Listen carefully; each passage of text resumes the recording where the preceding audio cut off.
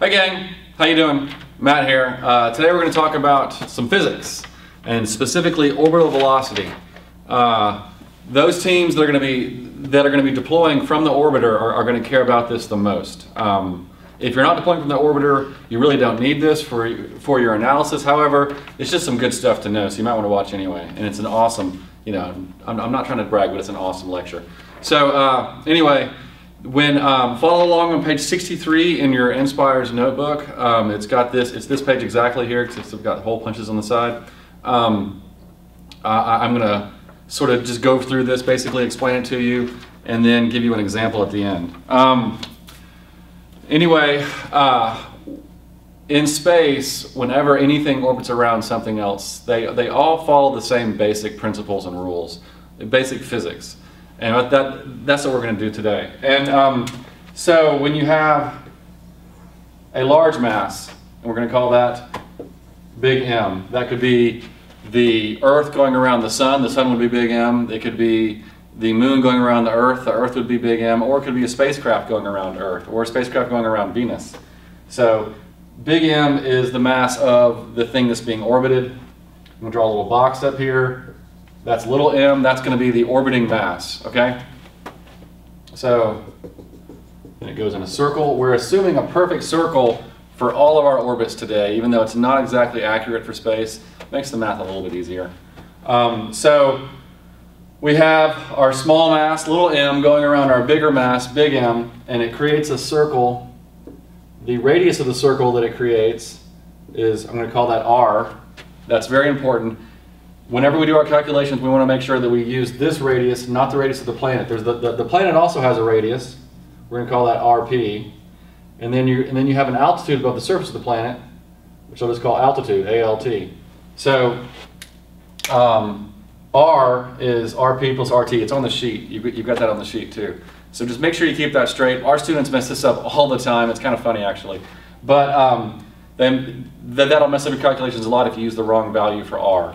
So anyway, whenever you have a small mass orbiting a larger mass, what is happening to this mass right here? What's pulling it in different directions? We're going to assume this is in a stable orbit, okay? So just make sure.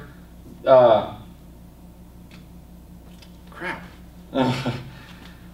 What was the last thing I said that was good? Stable orbit? Yeah.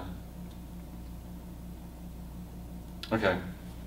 We're going to assume this is in a stable orbit, which means that it's just constantly going around. It's at a constant velocity going around the planet. It's not moving up or down or anything like that. And we're also going to assume the planet is consistent and everything like that. The gravity of the planet is consistent, which isn't always true either. But anyway, so what are the forces pulling on this thing orbiting? So we got the obvious force pulling it down toward the planet is what? You're right, gravity. So gravity is going to pull it down. Gravity's pulling it down. Fg, pulling it down. And then there's also another force. There's a force that keeps it up. It's the force that when you have when you're washing your car and you got a bucket of water and you go like this with the bucket of water, it keeps the water in the bucket. Right now I've got 4 juggle balls in this bucket, and so I can go like this with the bucket and the balls stay in the bucket. It's just a miracle. See, look, they're not glued to the bucket. But anyway, so there's a force that keeps the balls in the bucket, right? And there's a force that keeps the spacecraft out there at an altitude. Put that right there. So I drew this too close to the top of the board, but anyway, so there's a force. I'm going to call it the force due to the circular motion, F sub c. Some books call it different things. I'm not going to mess with that. So now we'll do a free body diagram on this little mass. So I'll bring the little mass over here. So we have M, pulling it down, we've got F sub g, the force due to gravity. Pulling it up, keeping it up, we've got F sub c, the force due to the circular motion. The value for these, the equations for these forces are force circular motion equals mv squared over r, and then the force due to gravity, it is not mg, which you probably learned in your physics book. It is the one, there's a Newtonian equation for gravity. It works for large distances in space. We need this for large distances because we're talking about large distances, and it's the Newtonians, it's Newton's universal law of gravitation, and it's F sub g equals big G times big M times little m over r squared, where big G is a constant. Big G is 6.67 times 10 to the minus 11, and there's some units there, it's on the sheet of paper. Big M, again, is the mass of the planet that's being orbited. Little m is the mass of the orbiting thing, and then r, in both cases, r is the radius of the circle that's being created with the orbit, and then in this case, v is the velocity of the spacecraft, or the velocity of the thing that's orbiting. So when you're in a stable orbit, that means that these two forces are equal. No, our orbiter is not going up or going down in altitude or anything like that. So it's in a stable position. It's an equilibrium. So we're going to set these two equal to each other. So we have F sub c equals F sub g, and we have, and to substitute the values in for that, mv squared over r equals big G, big M, little m over r squared. Now, this is the part that's going to blow your mind. Are you ready for this? The little m's, they cancel out. The mass of the orbiting thing doesn't matter, okay?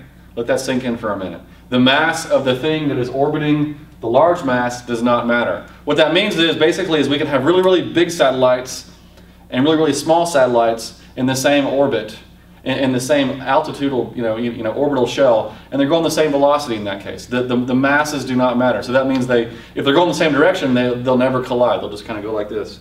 It's just like cars going the same speed on the highway. They'll never catch up or never slow down. So the masses cancel. Also, one of our r's on each side cancels. So do some algebra, and what we're left with is the velocity is the square root of big G, big M over r. So that is the orbital velocity of the spacecraft orbiting whatever it's orbiting. And in this semester we're orbiting Venus.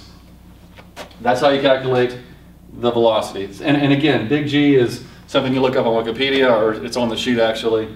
It's 6.67 times 10 to the negative 11, and the units are meters cubed over kilograms second squared. Meters cubed over kilograms second squared. And then m is the mass of the planet being orbited, and r is the radius of the circle that's being created with the orbiter. Not just the radius of the planet, it's the radius of the planet plus the altitude. Make sure you get that, or you'll mess everything up. So we'll do an example real quick. We'll do Earth, because if I did Venus, it'd be too easy, right? But Earth is actually really close to Venus. So our example miraculously is on the board now. I don't know how that happened. Anyway, so we're going to do an example with Earth, because Venus would be too easy. However, Venus is really close to Earth, just heads up there. So we just defined our orbit. Basically, we're going to be we're orbiting at 200 kilometers above the surface of Earth. So the first thing we have to do is we have to find out what our actual radius of our circle is, r. We got to find out what our r is in order to solve, in order to probably solve the equation. So r is basically radius of the Earth plus altitude. I looked up radius of the Earth on Wikipedia, and then the altitude is 200 kilometers. So the radius that we're looking at right now is basically just the sum of these two. This is Earth's radius is 6 million, or sorry, it's 6,378.1 kilometers. However, when we do our calculation, we're going to use meters. So don't let that fool you. Don't let the kilometers and meters fool you. Remember, there's 1,000 meters in every kilometer.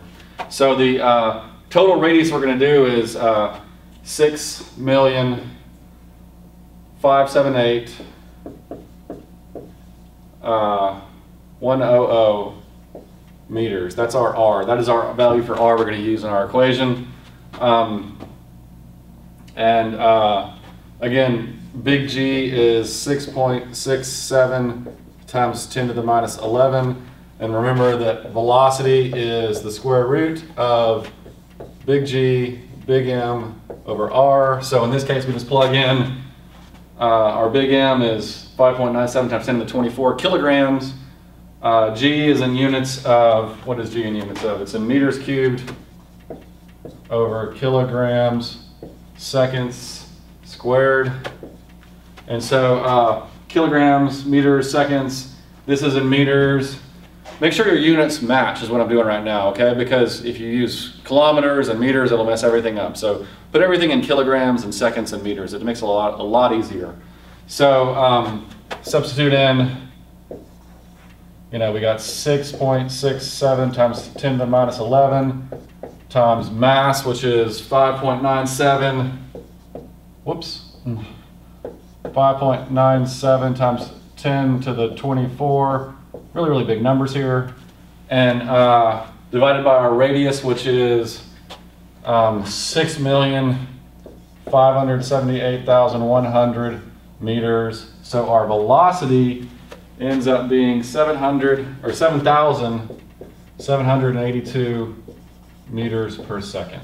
That's around Earth. And it's a simple calculation. You just gotta make sure you get the units right. There's a square root in there, just to kind of throw you off.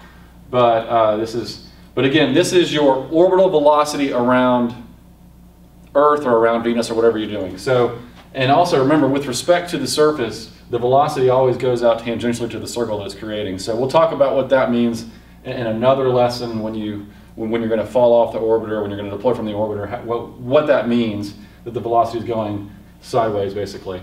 But that's basically it. Thanks a lot. Bye.